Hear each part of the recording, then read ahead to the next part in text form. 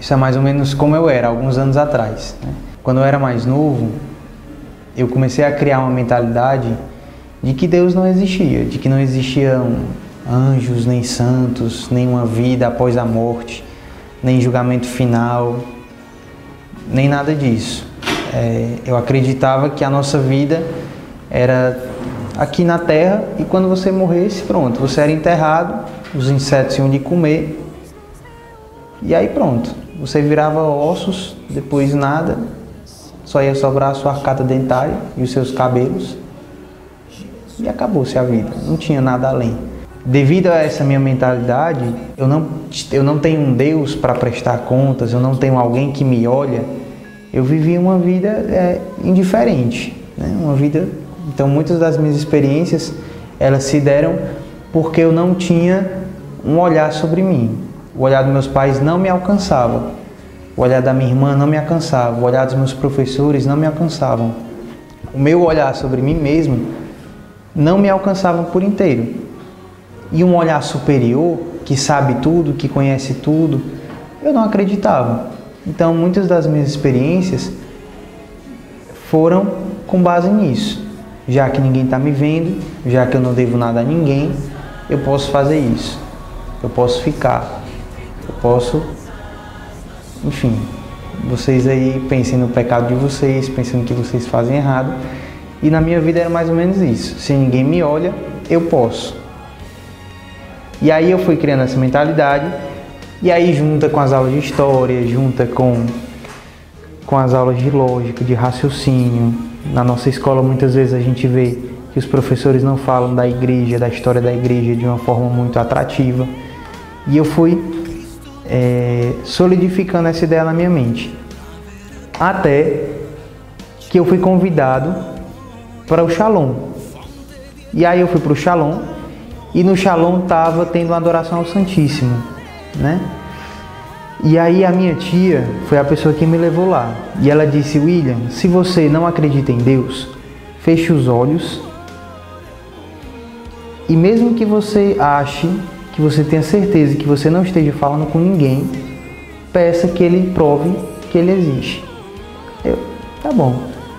Baixei a cabeça, fechei os olhos. Senhor não, né? Porque eu não acreditava que Ele era Senhor. Eu disse bem assim: Deus, que dizem que é Deus, que eu não acredito. Se por acaso você existir, me prove. Se eu não ver, se eu não tocar, como eu estou vendo e tocando nessas pessoas, eu não vou acreditar em você. Aí pronto, fiz essa oração, que eu não sabia que era uma oração, para mim eu estava falando sozinho, mas eu fiz isso. E aí no meio da adoração ao Santíssimo, isso eu ficava rindo das pessoas, né? Porque tava todo mundo lá de braço aberto, de braços erguidos, falando todo mundo cantando, todo mundo chorando, todo mundo pulando, todo mundo gritando, Senhor Jesus, não sei o quê. E eu olhava assim, vale que pessoal doido, fizeram uma lavagem cerebral na cabeça dele, né? O pessoal lá, e eu, que Maria pega a chinela é essa? Maria pega a chinela, Maria pega a chinela, Maria pega a chinela, Maria pega a chinela. Que é isso, né? E aí, mais ou menos no fim dessa adoração ao Santíssimo, uma mulher que estava lá no altar, ela proclamou assim: existe um jovem aqui que não acredita em Deus. Esse jovem, ele está do lado esquerdo, lá no fundo, perto da capela. Meu jovem, Deus lhe diz agora que ele não precisa da sua fé para existir. Ele existe e acabou, ele é Deus. A existência dele não depende da sua crença. Adivinha onde é que eu estava? Do lado esquerdo, lá atrás, perto da capela. Aí eu peguei e fiquei, puxa vida, que esquisito, eu estou nesse lugar aqui e essa mulher falou que existe um jovem que não acredita em Deus. Eu não acredito em Deus. Aí eu fiquei pensando, né? E aí até que o padre veio na minha direção, fez o sinal da cruz com o Santíssimo e tocou aqui no meu coração. Aí eu peguei, naquele momento ali, eu senti algo diferente, né? Senti algo diferente. Vi que ali tinha alguma coisa diferente, eu senti algo em mim. E aí automaticamente eu remeti, eu lembrei da minha infância, né? Quando eu estudava em colégio católico, quando eu fazia as procissões, quando eu ia para as missas, né? E aí fui lembrando disso tudo. Mas aí acabou a missa, a música acabou, o som acabou, a oração em línguas tinha acabado, todo aquele sentimentalismo tinha acabado. E aí eu fui me acalmando, parei de chorar e comecei a refletir. Rapaz, está esquisito isso aí. Como é que as pessoas vão saber se é mentira ou verdade o que essa mulher falou? Quantas pessoas vão para a missa e não acreditam em Deus? Quantos de vocês estão aí e talvez você não acredite em Deus? Então eu posso muito bem chegar aqui no palco e dizer: existe uma pessoa aqui que não acredita em Deus. Eu posso dizer: existe uma pessoa aqui que está desempregada e Deus dá o emprego para você. Qual é o índice de desemprego do Brasil? Pelo amor de Deus, é enorme. Então eu posso falar qualquer coisa e você não vai saber se é verdade ou mentira. E aí automaticamente eu voltei à razão e disse: não, Deus não existe, isso aqui é conversa. A mulher falou qualquer coisa e por coincidência eu estava ali e o padre viu lá, né? Devia querer me arrastar para o Shalom para me fazer doido também. Não acreditei. Aí a minha tia me chamou na segunda quinta-feira seguida para essa adoração ao Santíssimo. Nessa adoração ao Santíssimo, ela foi me pegar na escola e foi me levar para lá. Aí eu fui falando de Nossa Senhora: olha, me desculpe, tia, mas Nossa Senhora não é virgem. Não é virgem. Ela tem que ter tido relações com José para ter engravidado. Partenogênese é coisa de planta. Só se autofecunda planta. Os humanos não têm essa capacidade. O espermatócito tem que fecundar o ovócito para eles se unirem, se formar o zigoto e começarem a se desenvolver em metástases e mitoses e não sei o que lá, e começar a formar um embrião para que a criança nasça. Fui lá vomitando o meu conhecimento de biologia, que devia estar errado, provavelmente. Aí, quando eu cheguei na missa, nessa adoração, lá pro final, a mulher falou: existe um jovem aqui, no meio, perto da imagem de Nossa Senhora, que você, ao vir para cá, você disse para a pessoa que lhe acompanhava que você não acreditava em Nossa Senhora, que você não acreditava na pureza dela, na virgindade dela. Mas, meu filho, Nossa Senhora existe sim, ela é sua mãe sim, mãe de Deus sim, e ela é virgem, pura, santa e casta. Acredite nela, porque a sua felicidade, o seu relacionamento com Deus, ele vai se dar através da sua intimidade, do seu relacionamento com Nossa Senhora. E aí, caraca, velho, eu tô aqui e Nossa Senhora, e essa mulher falou de Nossa Senhora. Aí pronto, quando Lia parou de falar, veio o padre de novo com o Santíssimo, fez o sinal da cruz e me tocou. Aí eu comecei a chorar. Nossa Senhora, me perdoa. Maria, me perdoe. Meu Deus, me perdoe. Eu acredito em você. Fiquei lá chorando. Aí no final, rapaz, tá esquisito isso aí. Essa história aí tá muito esquisita.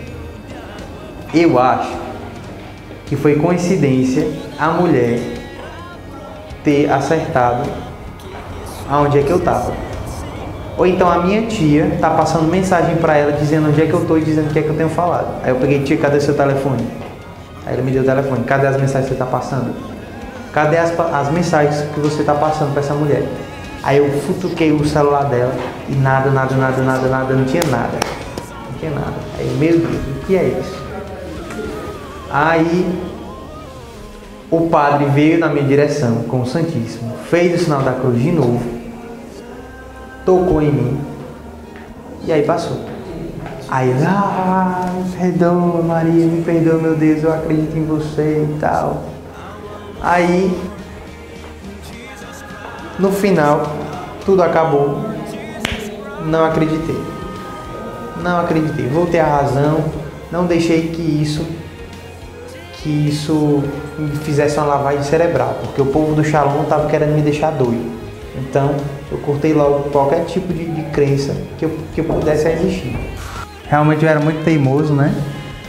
Mas na terceira quinta-feira seguida, né? Será possível, rapaz? Será que esse homem vai me achar de novo aqui, né? E aí eu fui pra missa, dessa vez não falei nada, fiquei bem caladinho, esperando o que é que ia acontecer, né? E aí não falaram nada, ninguém proclamou nada, né? E eu fiquei lá assim. Só que dessa vez eu já desconfiava que o padre tinha decorado minha cara, o padre tinha visto eu de farda, né? Então todas as missas que eu tinha ido com a minha farda, né? Então na certa ele tinha decorado a minha farda, na certa ele tinha decorado o meu rosto, e na certa ele ficava me procurando quando ele estava passeando com o Santíssimo. E aí o que é que eu decidi? Eu decidi ir com outra roupa. Então eu saí do colégio, coloquei uma roupa paisana e fiquei atrás de uma árvore que tem lá no Shalom de Fortaleza. E aí eu fiquei atrás dessa árvore, escondido durante toda a adoração ao Santíssimo, para que ele não me visse. E lá, para vocês terem uma ideia, dá mais ou menos umas 5.000 pessoas, né? Então é muita gente. E o altar fica lá na frente. Para ele ver todas as pessoas é muito complicado. Mas eu tinha encasquetado que esse homem estava me vendo. Fiquei escondido atrás da árvore. Aí passou toda a adoração ao Santíssimo e tal. No final, o padre começou a passear no meio do povo, né? E aí ele foi chegando assim perto de onde eu estava. Tinham várias cadeiras assim, né? Foi passando perto de onde eu estava. E aí eu fui lá para minha tia, né? Tá vendo, tia, como é mentira? Tá vendo como é conversa? Só porque ele não me viu, ele não veio até mim. Tudo conversa, tudo balela. Aí, quando ele passou por mim, estava perto do altar já, ele começou a voltar o caminho todo, sem tocar em ninguém. Foi passando. Quando ele foi chegando perto de onde eu estava, ele foi pedindo para as pessoas tirarem as cadeiras do meu, porque ele queria passar. E aí, quanto mais ele ia passando, mais eu ia me encolhendo, mais eu ia me escondendo atrás da árvore. Quando ela atravessou e ele virou para a esquerda, lá estava eu escondido, acocorado atrás da árvore. Aí ele foi lá, fez o sinal da cruz em mim e me tocou. Aí pronto.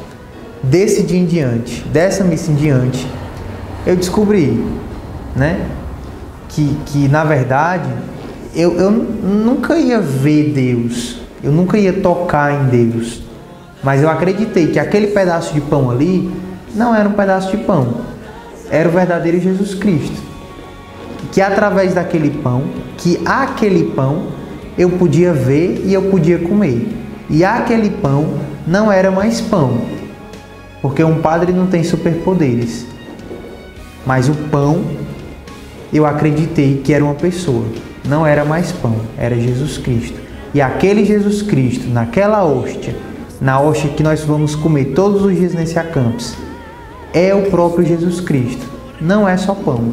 Esse Jesus me achou 3 vezes, esse Jesus foi até mim 3 vezes, esse Jesus não levou em consideração a minha falta de fé, porque ele não depende da minha fé para fazer algo ou não fazer algo na minha vida.